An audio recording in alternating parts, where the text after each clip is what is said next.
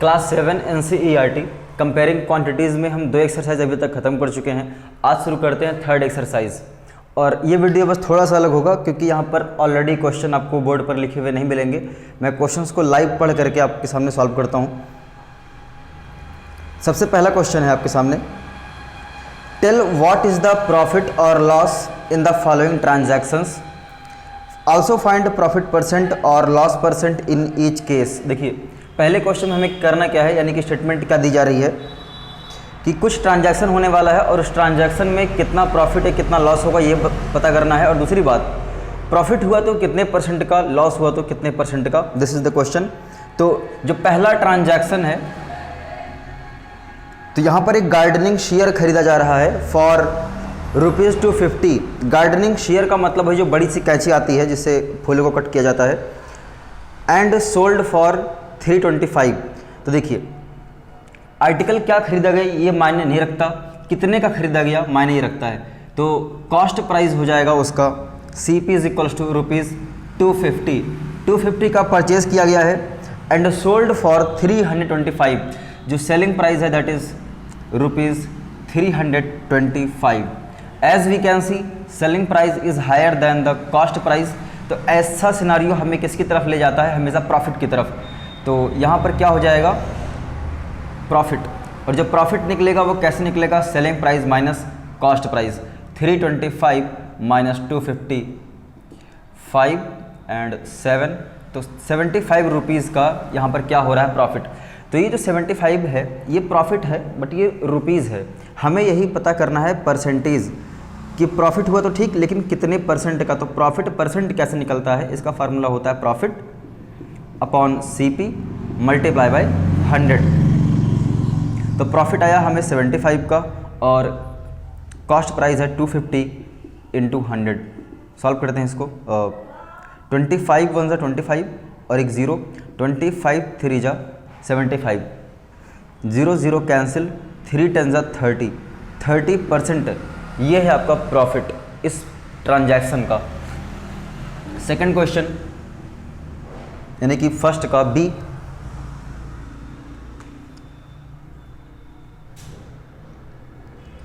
यहाँ पे एक रेफ्रिजरेटर बाई किया जा रहा है फॉर ₹12,000 एंड सोल्ड एट 13,500। तो cost price of refrigerator is equals to 12,000 and selling price इसका है, इसको बेच दिया जाएगा ₹13,500। यहाँ पर भी selling price is more than cost price, तो यहाँ पर हो जाएगा प्रॉफिट। और प्रॉफिट फाइंड आउट करने के लिए बस सिंपली सेलिंग प्राइस में से कॉस्ट प्राइस को सब्ट्रैक्ट कर दिया जाता है। 13,500 माइनस 12,000 ये हो जाएगा 1,500। तो ये तो हो गया प्रॉफिट रुपीज़ में, लेकिन हमें प्रॉफिट परसेंटेज फाइंड आउट करना है। प्रॉफिट परसेंट, कितने परसेंट का प्रॉफिट हुआ, तो फार्मूला होता है profit upon cost price multiply by 100। Profit आया 1,500, कॉस्ट प्राइस था 12,000। सॉल्व करते हैं इसको। तो 0 0 कैंसिल, 3 4 = 12, 3 5 = 15। अगेन एक 0 से एक 0 और कैंसिल हो गया। तो 50/4%। इसको और सॉल्व कर सकते हैं हम कैसे, 2 2 = 4, 2 2 25 ज़ा,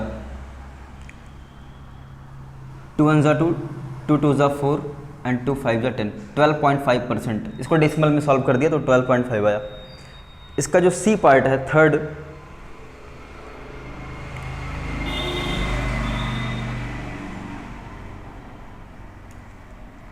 the question says that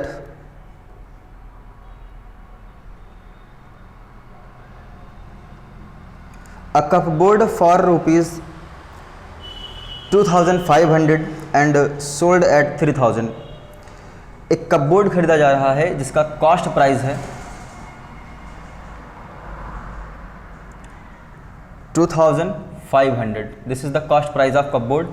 इसको बेचा जाएगा एट ₹3,000। यहाँ भी सेलिंग प्राइस ज़्यादा, कॉस्ट प्राइस कम, तो यहाँ पर हो जाएगा प्रॉफिट।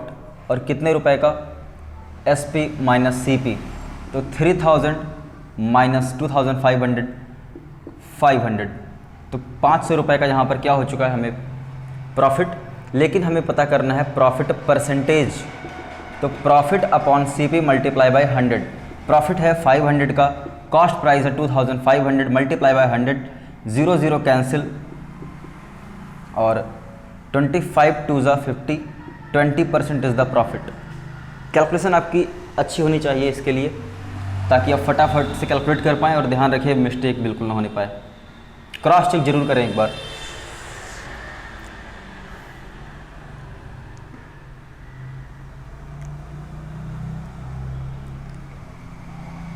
फर्स्ट का last part D, a skirt bought for ₹250, buy किया जा रहा है स्कर्ट को ₹250 पर, 250 का स्कर्ट है और बेच दिया जाएगा 150 पर।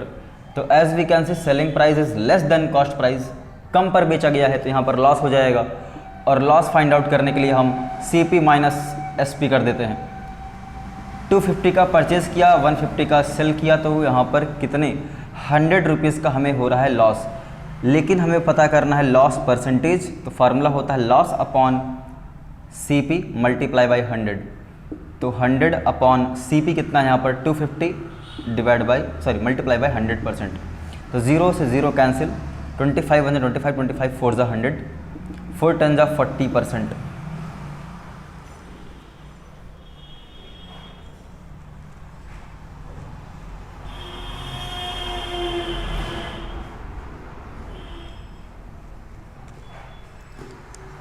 सेकंड क्वेश्चन,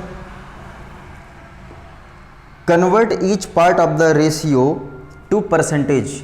यहाँ पर हमें कुछ रेशियो दिए जा रहे हैं और उस रेशियो के हर एक पार्ट को परसेंटेज में कन्वर्ट करना। देखिए, जब भी रेशियो और परसेंटेज की बात होती है तो एक तो होता है कि पूरे के पूरे रेशियो को हम परसेंटेज में कन्वर्ट करते हैं, ये पहला टाइप होता है। दूसरा क्या होता है, पार्ट ऑफ रेशियो, उस रेशियो का एक पार्ट ही परसेंटेज में कन्वर्ट किया जाता है। तो हमें जो क्वेश्चन दिया जा रहा है वो ये वाला है कि रेशियो को रेशियो के किसी एक पार्ट को परसेंटेज में कन्वर्ट करना है।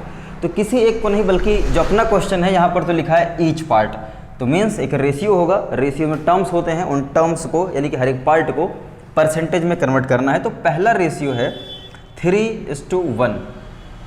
तो यहाँ पर हम सबसे पहले क्या फाइंड आउट करते हैं, सम ऑफ टर्म्स या सम ऑफ पार्ट्स।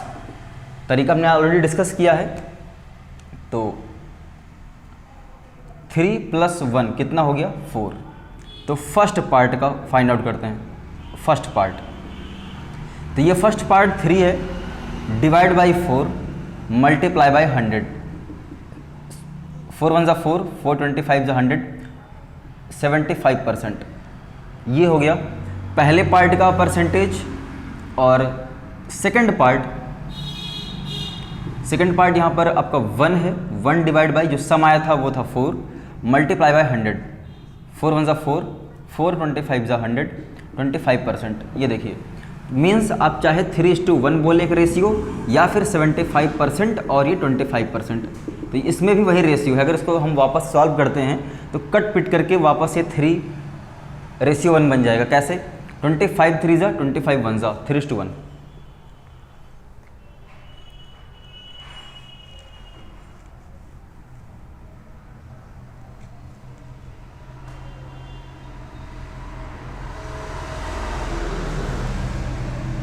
इसी सेकंड क्वेश्चन का पार्ट बी 2:3:5।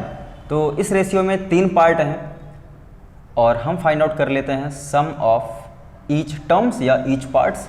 तो सम ऑफ पार्ट्स लिख देते हैं यहाँ पर 2 + 3 + 5 that is 10।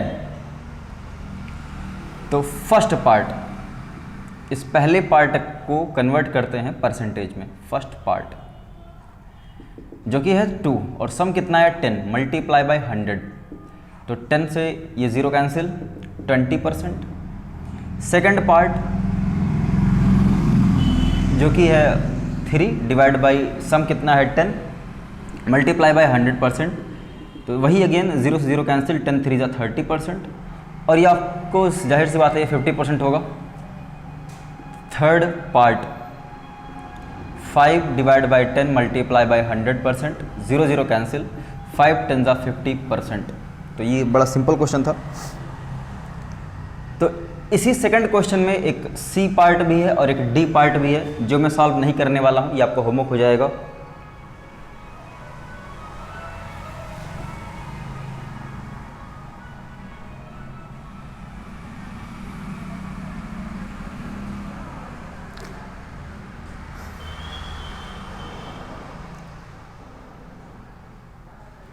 Third question, the population of a city decreases from 25,000 to 24,500। मतलब एक शहर की जो पॉपुलेशन है वो घट जाती है। कितनी घट जाती है? 25,000 से 24,500। Find the percentage decrease. Okay, तो इनिशियल का मतलब शुरुआत में, तो जो इनिशियल पॉपुलेशन है वो गिवन है 25,000, 25,000 लोग रहते थे उस शहर में।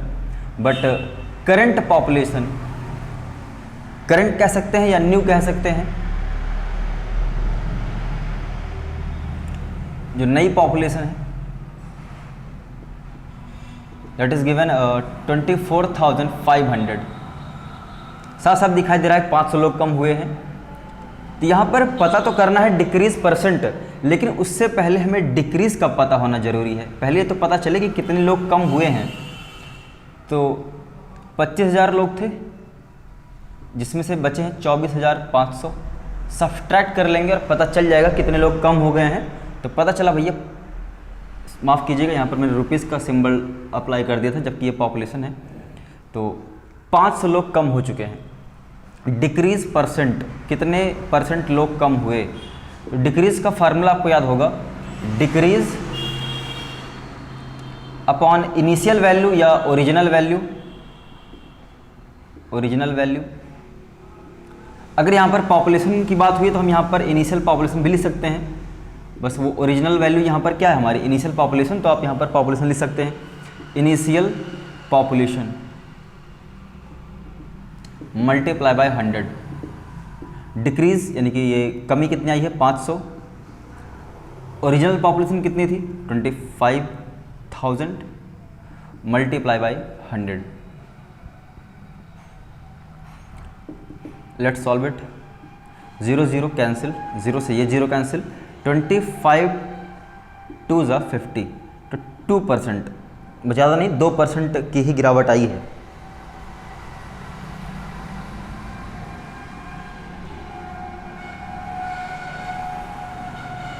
Question number 4,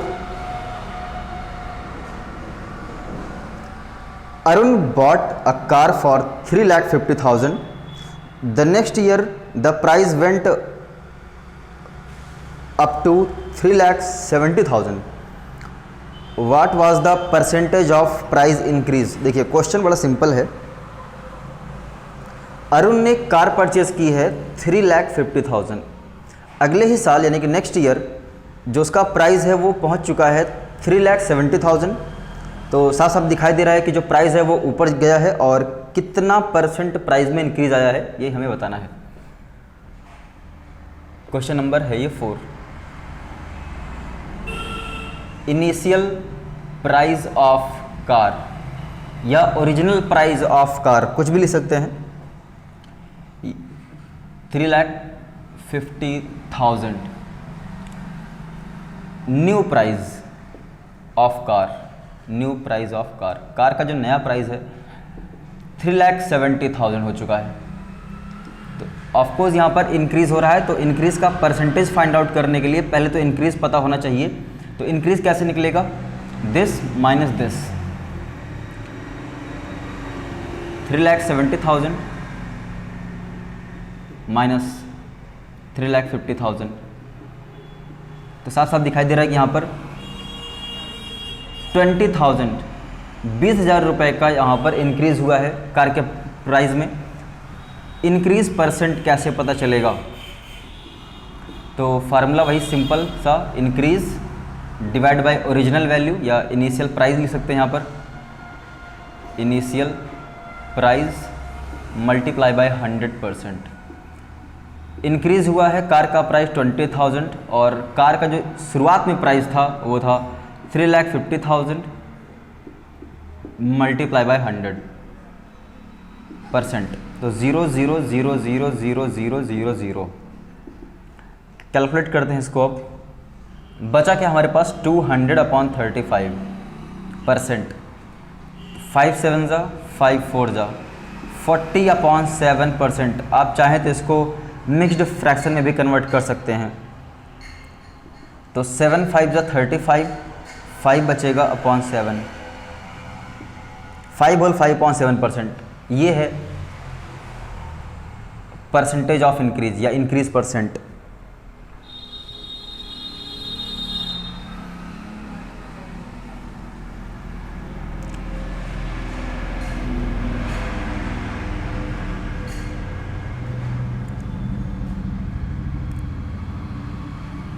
Question number 5. I bought a TV for 10,000 and sell it at profit of 20%। मैंने एक टीवी बाई किया है 10,000 का और इसको जब मैंने सेल किया तो मुझे उस समय प्रॉफिट हुआ 20% का। How much money do I get for it, तो मुझे कितने पैसे मिले। इसका मतलब देखिए सिंपल सा क्वेश्चन है, 10,000 का मैं टीवी खरीद रहा हूँ यानी कि मेरा सीपी है, 20% का प्रॉफिट मुझे हो रहा है जब मैं इसको बेच रहा हूँ। तो कितने का बेच रहा हूँ यानी कि मुझे कितने पैसे मिले, ये है क्वेश्चन। तो सीपी दिया गया है टीवी का, सीपी इज इक्वल्स टू 10,000 का टीवी है, लेकिन ये नहीं पता कि मैंने इसको बेचा कितने का है। लेकिन हाँ इतना ज़रूर पता है कि बेचते समय जो मेरा प्रॉफिट हुआ है वो 20% का हुआ है। तो यहाँ पर क्वेश्चन क्या किया गया है, सेलिंग प्राइस बताइए, राइट। यही क्वेश्चन था कि how much money do I get for it, तो मुझे इसके लिए कितने पैसे मिलेंगे। तो कितने मिलेंगे, उसका जो सेलिंग प्राइस होगा जितने दाम पर मैं उसको बेचूंगा। चलिए बड़ा सिंपल सा क्वेश्चन है। अगर मुझे ये पता चल जाए कि उस टीवी को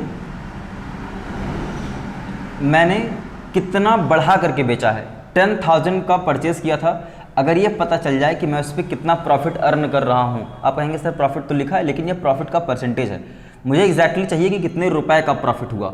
तो प्रॉफिट निकालते हैं। तो प्रॉफिट हमें कितना हुआ है 20% का। ध्यान दीजिए, आप थोड़ा सा नया होगा आपके लिए, हमें प्रॉफिट फाइंड आउट करना है। तो प्रॉफिट हुआ 20% ऑफ। देखिए जब भी प्रॉफिट हो या लॉस हो तो जो परसेंटेज निकाला जाता है वो हमेशा सीपी का होता है, और यहाँ पर सीपी कितना है 10,000, कितना है 10,000। तो 20% के प्लेस पर अपॉन में 100 आया, ऑफ मल्टीप्लाई में कन्वर्ट हुआ और ये रहा 10,000। तो 0 से 0 कैंसिल, ये आ गया कितना 2 1 2 3 0 2000। इसका मतलब मुझे उस टीवी पर 2,000 रुपये का प्रॉफिट हो रहा है। तो बेचने कितने का बेचेंगे उसको हम, सीपी प्लस प्रॉफिट। 10,000 का टीवी था ही, अगर प्रॉफिट कमाना है तो कुछ ना कुछ दाम को बढ़ाना पड़ेगा, और कितना बढ़ाएंगे जितना मुझे प्रॉफिट अर्न करना है। तो मुझे 2,000 का प्रॉफिट अर्न करना है, इसलिए 2,000 मैंने बढ़ा दिया और उसको बेच दिया 12,000 का। यहाँ पे ध्यान दीजिएगा, जब भी आपको प्रॉफिट फाइंड आउट करना हो, कब, जब प्रॉफिट का परसेंट दिया हो, तो यहाँ पर कैसे निकलेगा वो ऑफ सीपी। जब भी आपको लॉस फाइंड आउट करना हो लेकिन लॉस का परसेंट दिया गया हो, तब भी वो कैसे निकलेगा ऑफ सीपी। तो ये बातें आप ध्यान में रखिए। एक और बात, अगर हमें एसपी पता करना हो जबकि सीपी और प्रॉफिट पता हो तो उनको ऐड करते हैं, लेकिन जब आपको एसपी पता करना हो कब, जब लॉस हो रहा होता है, तो ऐसी कंडीशन में हम सीपी में से लॉस को माइनस कर देते हैं। तो ये फार्मूले भी आपको पता होने चाहिए, हालांकि कॉमन सेंस लगाएंगे तब भी पता चल जाएगा।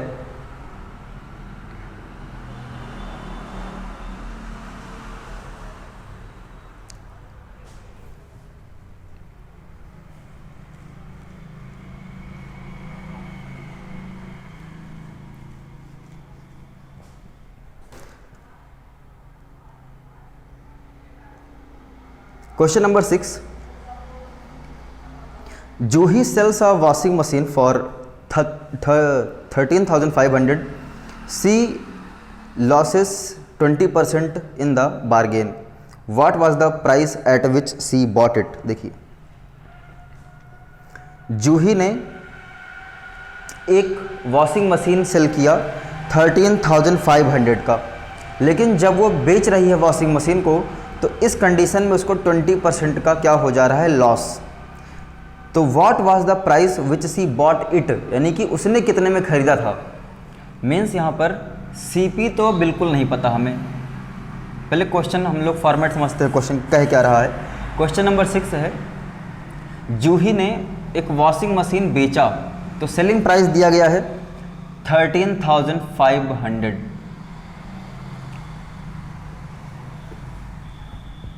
और उसको लॉस हो जा रहा है, या ऐसा लिख सकते हैं लॉस परसेंट कितना यहाँ पर 20%। कितने का उसने खरीदा था ये नहीं पता, ये है क्वेश्चन। एक बार फिर सुन लीजिए, Juhi sells a washing machine for 13,500। Washing machine को बेचा जा रहा है 13,500 का, जिससे उसको लॉस देखना पड़ रहा है 20% का। तो what was the price at which she bought it, यानी कि उसने किस प्राइस पर उसको परचेज किया हुआ था।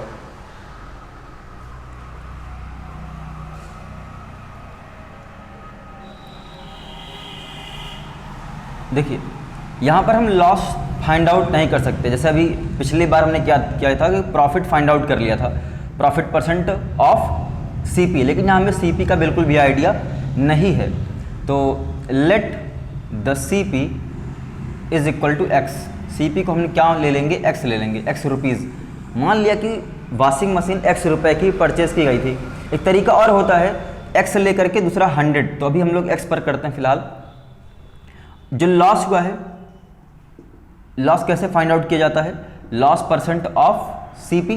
तो लॉस यहाँ पर कितना हुआ है 20% का, और सीपी कितना है एक्स, तो 20/100 मल्टीप्लाई बाई एक्स, तो हो जाएगा 25/100 और यहाँ बचा 1, तो x इंटू 1 कितना हो जाएगा, x/5। ये है लॉस। और सेलिंग प्राइस जो होता है वो कैसे फाइंड आउट किया जाता है, सीपी माइनस लॉस। अभी भी फार्मूला वहाँ लिखवाया गया था पिछले क्वेश्चन में। तो सीपी कितना है, x है, सीपी कितना है x, और लॉस कितना हुआ है x/5। इसको सॉल्व करेंगे, 5 into x 5x minus x, तो 5x माइनस एक्स होता है 4x/5। तो हमारे अकॉर्डिंग जो सेलिंग प्राइस आ रहा है वो आ रहा है कितना, 4x/5, लेकिन जो एक्चुअल सेलिंग प्राइस है वो है 13,500। तो x इक्वल टू 13,500, ये जो 4/5 है इधर आएगा तो रेसिप्रोकल 5/4। करते हैं सॉल्व इसको, 4 1 ज़ा 4, 4 3 ज़ा 12, अगेन फिर से 4 3 ज़ा 12, 4 5 ज़ा 20 और एक 0 मल्टीप्लाई कर लेते हैं, तो 0 5 5 ज़ा 25, 5 3 ज़ा 15 और 5 3 ज़ा 15, 16,750। तो इस दाम पर उसने वॉशिंग मशीन परचेज़ किया था और 13,000 का बेच दिया। तो आप देख सकते हैं लॉस ही हो रहा है, और कितना परसेंट, 20%। एक बार रिवाइज कर लेते हैं जल्दी से।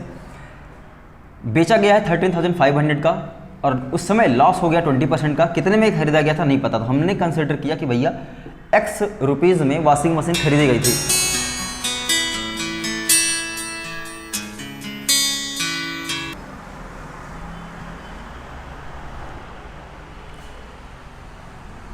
तो जो लॉस निकलता है वो कैसे निकलता है, जबकि परसेंटेज दिया हो। देखिए लॉस हमें तब फाइंड आउट करना है जबकि लॉस का परसेंटेज दिया गया है, तो वही 20% ऑफ सीपी, और सीपी यहाँ कितना है x, तो 20% ऑफ x कैलकुलेट होकर के कितना है x/5। अब हम सेलिंग प्राइस पता करते हैं, जो कि कैसे निकलेगा, कॉस्ट प्राइस माइनस लॉस। ये आपको रटा हुआ होना चाहिए फटाफट, खुद सोच के देखो। जो सेलिंग प्राइस होता है वो सीपी से कम होता है, कब, जब लॉस हो रहा हो। तो सीपी में से वही लॉस माइनस कर दिया जाता है, तो पता चल जाता है कि सेलिंग प्राइस कितना है। ये आ गया 4x/5। तो हमारे अकॉर्डिंग 4x/5 है, लेकिन ये एक्चुअल वैल्यू कितनी है, 13,500। तो दोनों को इक्वल दिखा दिया और सॉल्व करके आ गया आंसर।